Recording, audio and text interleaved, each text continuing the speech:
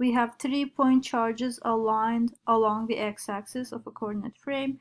We are told that the net force on Q3 is equal to 0. Q3 is the one at the origin. And we want to know the charge on Q1, magnitude and sign of the charge on Q1. Now I use different colors. I use red for positive charges and blue for negative charges. Now, how do I know that Q1 has to be positive? If you think about it, Q2 is negative, Q3 is positive, right? And so Q2 will exert a force on Q3 towards itself. It will be an attractive force.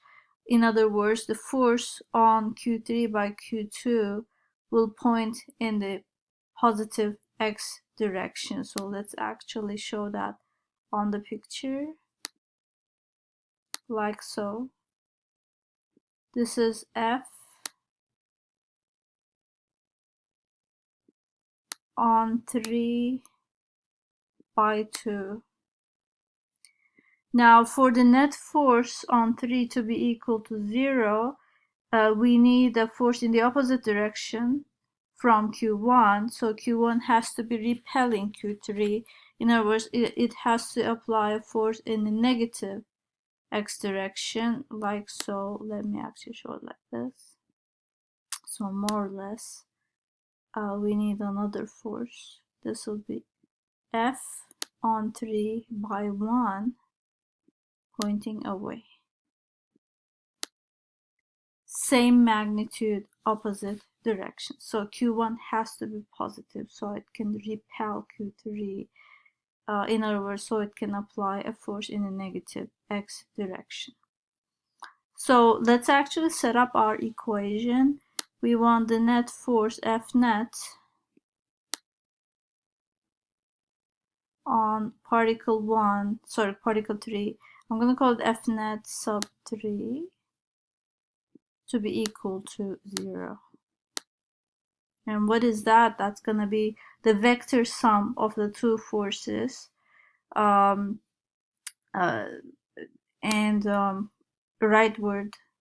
being our positive direction. So that's going to be plus F32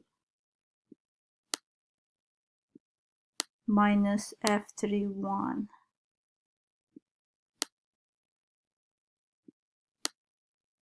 is equal to 0.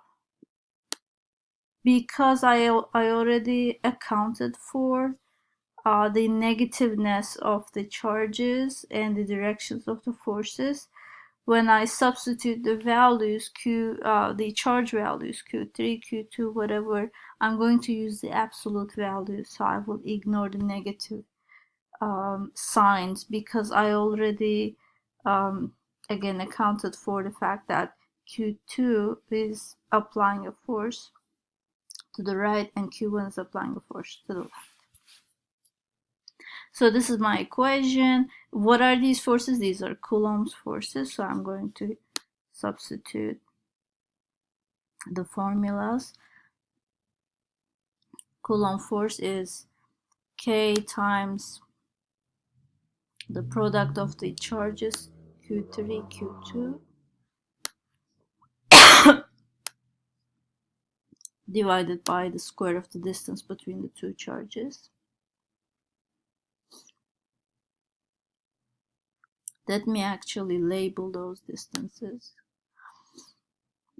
We don't want to use numbers, we want to use symbols. So I'm going to call this distance R1, distance between Q3 and Q1. And this one here,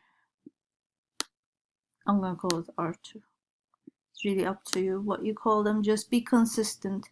Your picture and your equations should match.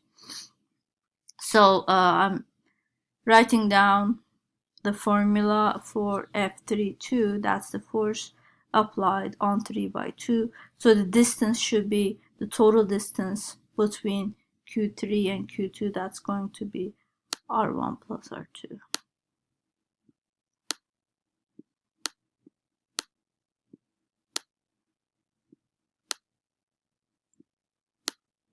Squared And that distance is actually 4 centimeters. So we're going to substitute the values later, but this is just an example of how you come up with variables in order to set up your equations. Minus F31, that's going to be again K times Q3, Q1. Again, these Q3, Q1, Q2, these are all absolute values. And the distance between Q1 and Q3, that's just R1. And it's equal to 2 centimeters. So R1 squared is equal to 0. That's it. This is my equation. I'm going to solve for my unknown Q1.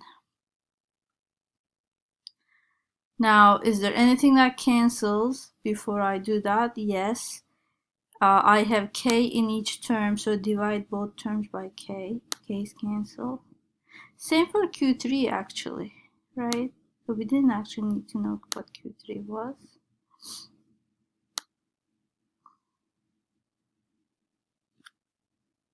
Rearranging my equation. Okay, I'm going to do this in 2 steps. You can do it in 1 step as well. Q1 divided by R1 squared is equal to Q2 divided by R1 plus R2, the longer distance.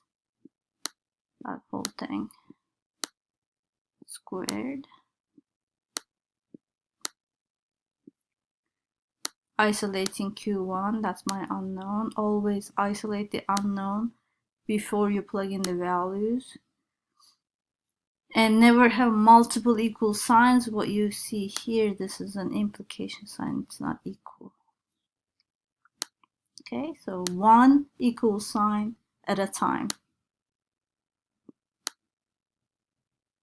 Q2 times R1 squared. So this is again, these are absolute values. I could have used absolute value signs, but that makes the equations look a little heavy. That's why I avoided them. But we do know that Q1 has to be positive.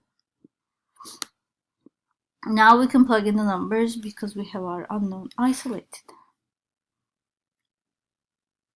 So Q2, that's 3 nanocoulombs. I'm not going to convert this unit.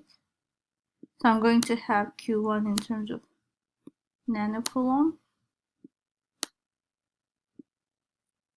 R1, that's 2 centimeters. Basically 2 centimeter squared.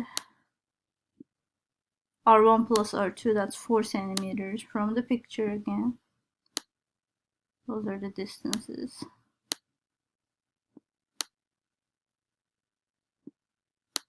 Squared. That's it basically. Well, 2 over 4, that's 1/2. When you square it, it's a quarter. So 3 divided by 4 is the answer, which is 0.75 nanocoulombs. Now in this problem we have 3 significant figures, so I'm going to have 3 significant figures in my final answer.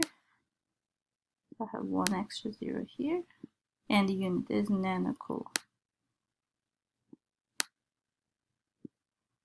That's what Q1 is equal to.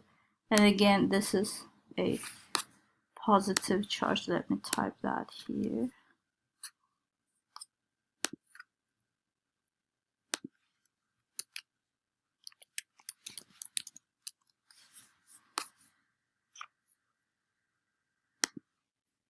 So Q1 is equal to positive 0.75 nanocoulomb.